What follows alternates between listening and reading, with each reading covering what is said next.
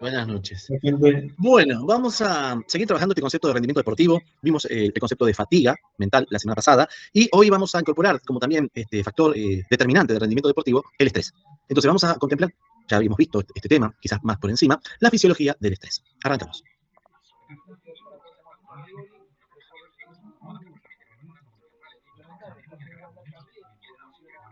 Estudios de doctorado, estaban englobados dentro del ámbito del síndrome de Down.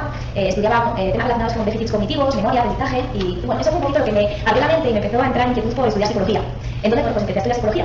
Y cuando acabé, pues me empecé a especializar en psicología del deporte. ¿Por qué? Pues bueno, porque yo he sido deportista desde muy pequeña, a los 8 años empecé a practicar atletismo, y el deporte ha sido para mí muy importante, ha sido uno de los pilares de mi vida, y yo creo que soy quien soy gracias al deporte, gracias al atletismo, porque bueno, me ha dado muchos valores y bueno, se ha aprendido muchísimas cosas gracias a la práctica, a la competición, a conocer a mucha gente del ámbito del atletismo, ¿no? Entonces, bueno, pues la psicología del deporte me empezó a atraer mucho, no solo por el hecho de haber sido deportista, sino por el hecho de haber necesitado en algunos momentos de mi trayectoria como atleta la presencia de un psicólogo especialista en psicología del deporte dentro de mi club, ¿no? Dentro de mi equipo. En muchos momentos a lo largo de mi trayectoria, pues desde los 8 años que empecé hasta los 27 años que lo dejé, hace unos años, poquitos, que no tengo tampoco muchos más, pues sí que me hubiera gustado trabajar con un psicólogo del deporte, me habría encantado, porque seguro que habría podido disfrutar aún más, porque disfruté muchísimo, pero seguro que habría sido capaz de disfrutar mucho más en determinados momentos, en determinadas competiciones, y seguro que mi rendimiento hubiera sido mejor en la figura del preparador físico.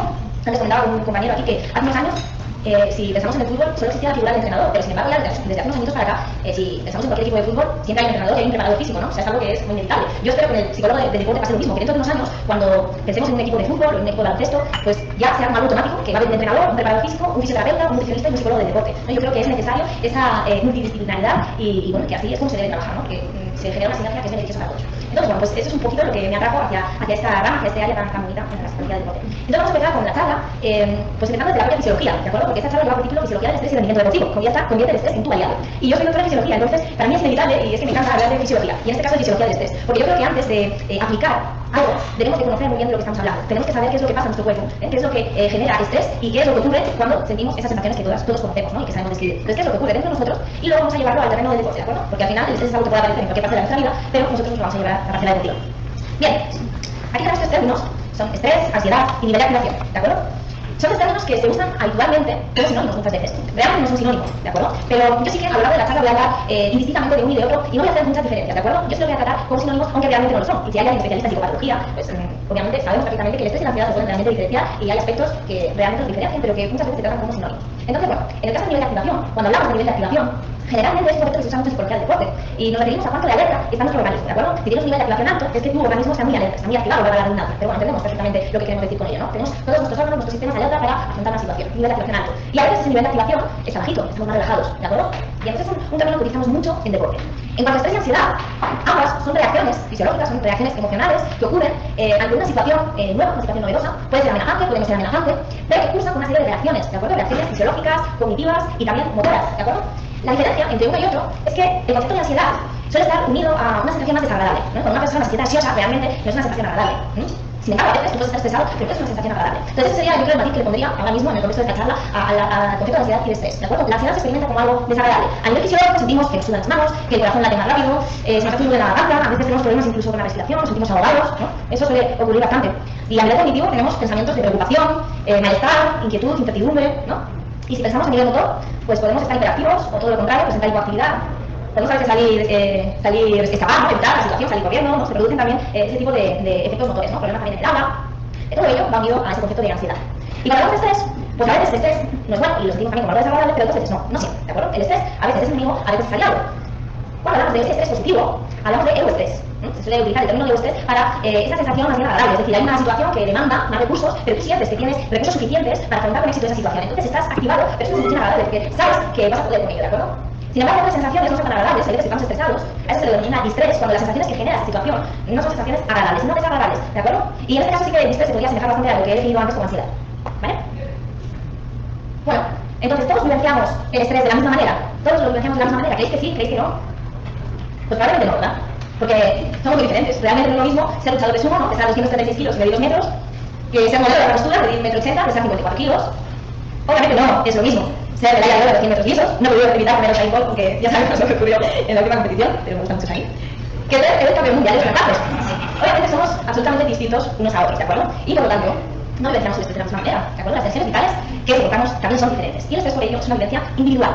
Pero sin embargo, aunque es una vivencia individual, podemos agrupar todos los cambios fisiológicos o adaptativos que se producen, que son inducidos por el estrés, y tratar de establecer una serie de generalizaciones, ¿de acuerdo? Es decir, aunque la percepción sea diferente, realmente, cuando una persona está sometida a estrés, su cuerpo experimenta una serie de reacciones que sí que son similares, muy parecidas entre todos. Entonces, establecen una serie de generalizaciones y se habla de síndrome general de adaptación. Es decir, ¿qué es lo que ocurre en mi cuerpo cuando una situación es nueva para mí y tengo que afrontarla?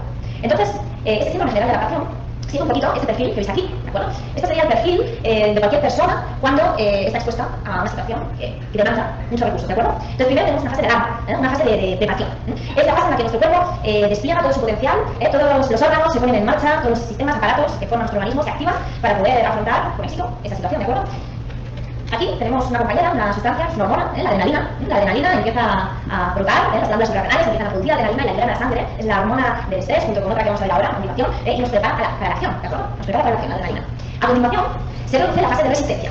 En esta fase de resistencia, el estímulo estresante sigue ahí, ¿de acuerdo? Sigue ahí, el jefe que nos está dando la lata, o el coche que nos viene a atropellar, que tenemos que salir corriendo, el animal que nos viene a atacar, ¿no? Ahí sigue, entonces tenemos que seguir gestionando todos esos recursos que tenemos para poder salir de esa situación lo mejor posible. Entonces, en este caso, tenemos otra hormona, que es el cortisol, que también se va a liberar. Digamos que la adrenalina es inmediata y el cortisol se libera un poquito después. Pero las dos juntas son las que nos permiten que esta reacción se produzca, ¿de acuerdo? Están implicadas en el estrés, en la ansiedad. Pues bien, ahora mismo podría ocurrir que ese estímulo desaparezca, porque nosotros hayamos podido solventar bien la situación. Entonces volveríamos a bajar aquí y seguiríamos perfectamente, ¿de acuerdo? Nuestro nivel normal de activación. O a veces puede prolongarse mucho tiempo. Y claro, si estás activando mucho tiempo, estás gastando toda tu energía, ¿no? Todos los recursos que tiene tu cuerpo se van acabando. Entonces entraríamos en la fase de agotamiento, ¿de acuerdo? Es un problema entrar en esta fase, La fase de agotamiento conlleva a enfermar, ¿de acuerdo? Entonces tenemos que intentar que no se prolongue demasiado este estado para no ponernos enfermos, ¿de acuerdo? Hablaremos de esto un poquito después, a continuación.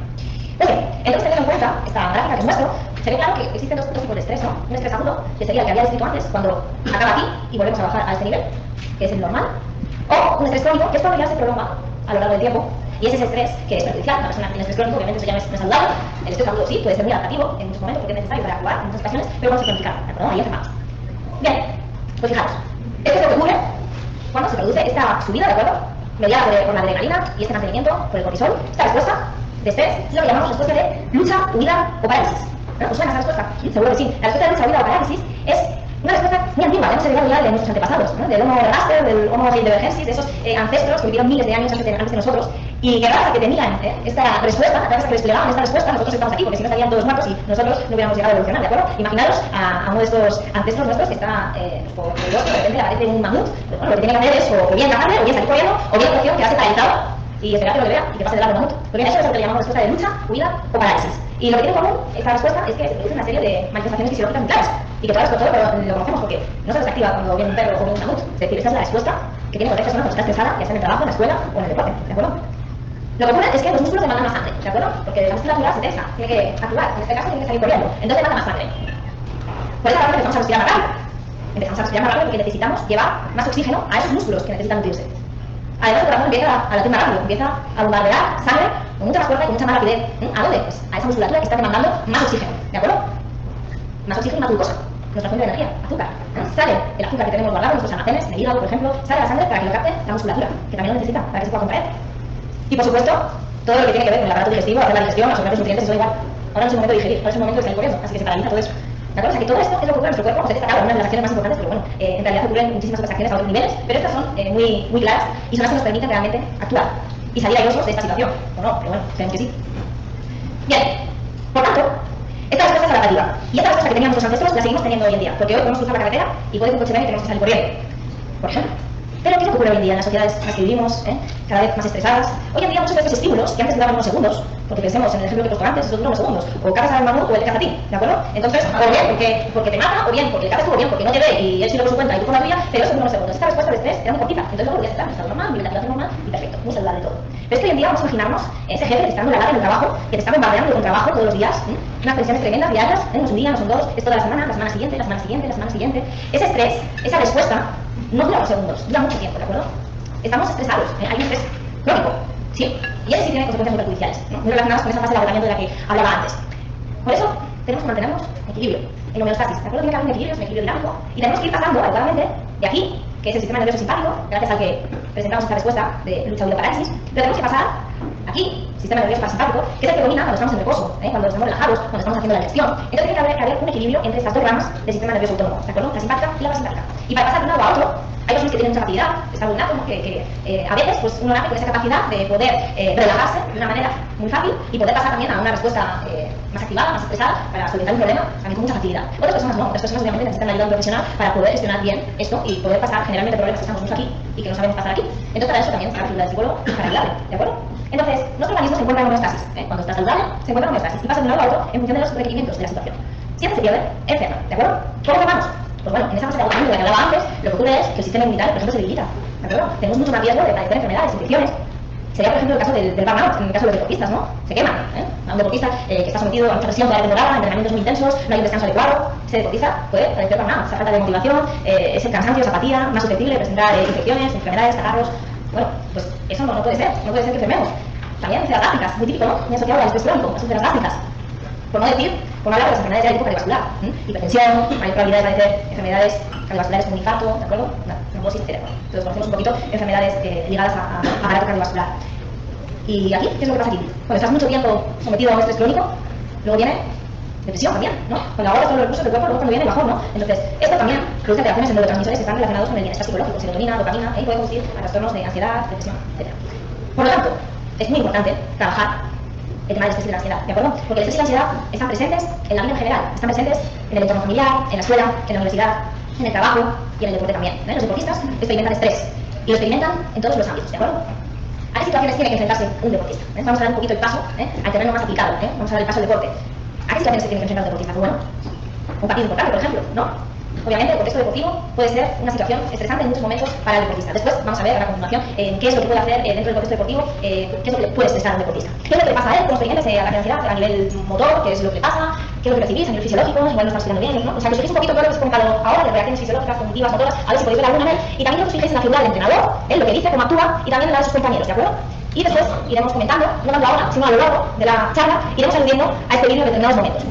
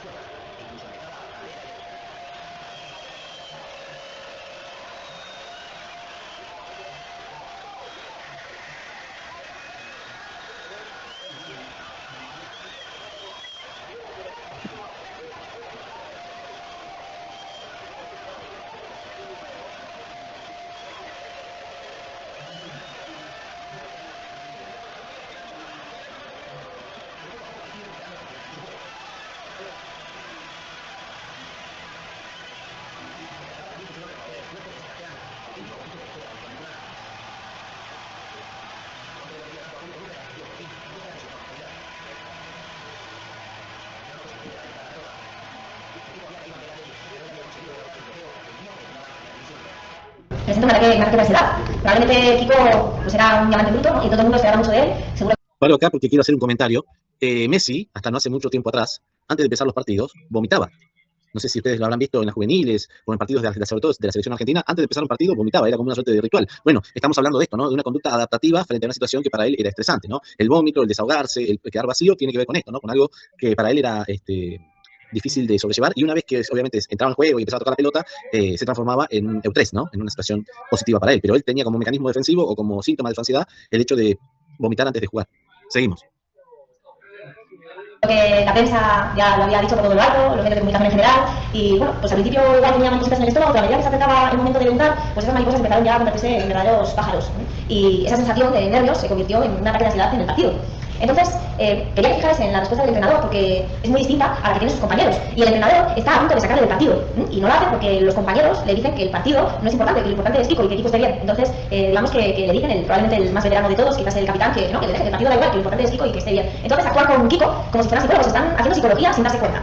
Me parece que es muy representativo y lo quiero poner ahora porque, bueno, como vamos a empezar precisamente a hablar de algunas de las cositas que son importantes tener en cuenta para manejar la ansiedad, para bajar la ansiedad, pues algunas de esas técnicas que vamos a ver, pues las hacen sin querer los compañeros de Kiko, se lo están comentando desde la banda.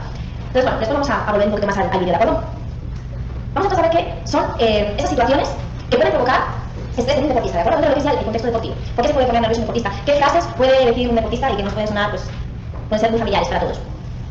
Este torneo significa mucho para mí, ¿no? Un deportista se puede poner nervioso porque este torneo significa mucho para mí. Es decir, lo que es la importancia del evento, ¿de acuerdo? La importancia del evento puede generar, si es un evento importante, como puede ser un europeo, pues puede generar bastantes nervios, bastante ansiedad en un deportista. Compito mañana y estoy durmiendo mal. Típico, ¿no? Los nervios cuando se va acercando el evento. Es decir, la propia inminencia del evento, una persona 2 semanas antes de la competición puede estar relativamente tranquila, pero probablemente los días antes empieza a experimentar nervios y quizás empieza a dormir un poquito peor. No sé quién va a entrar. La incertidumbre. La incertidumbre nos genera ansiedad, nos genera estrés.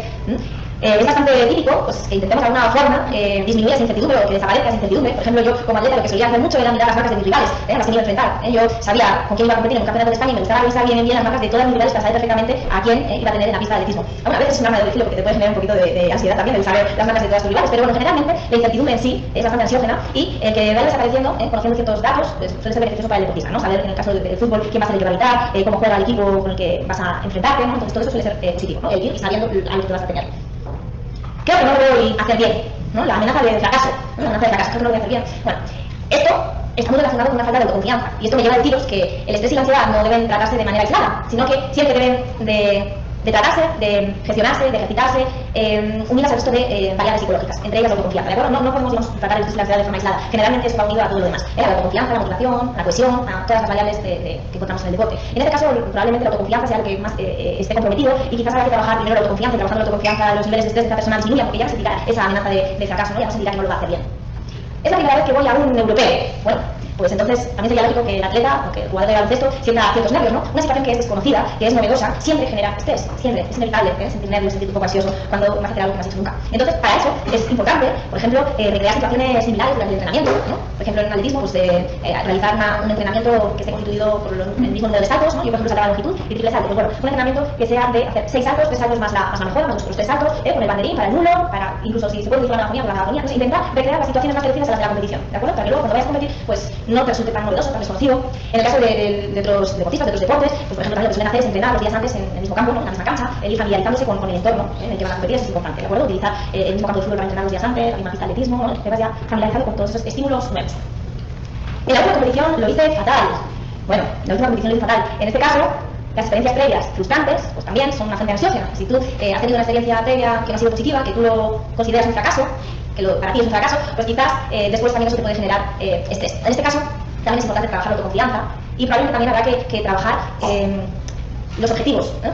Lo que es, ¿por qué para ti es un fracaso? ¿Qué es para ti hacerlo bien? ¿No? ¿Qué es para ti no fracasar? Que no te gane esta atleta o este otro deportista, quizás hay que ajustar las expectativas y los objetivos, ¿de acuerdo? Para que genere más autoconfianza y no haya este problema de ansiedad que haber tenido un fracaso previo.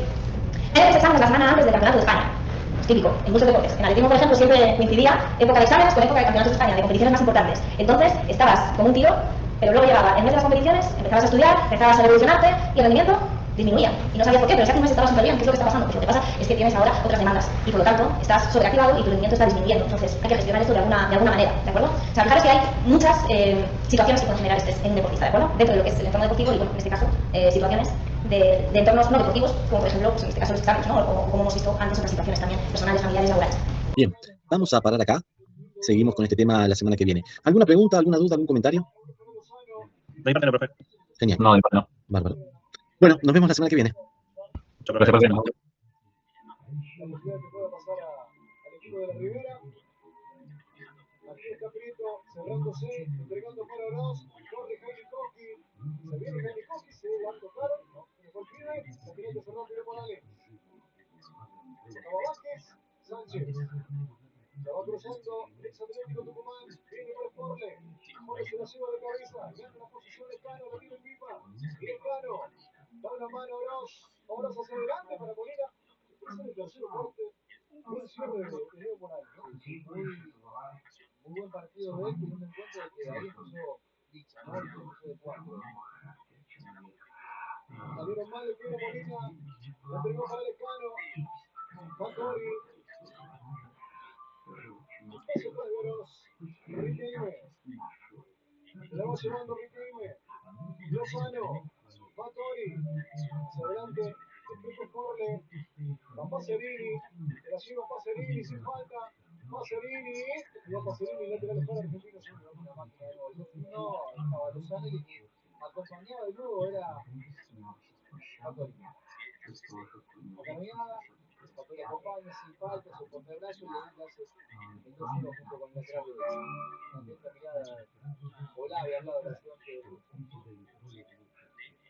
Arriba con Lozano.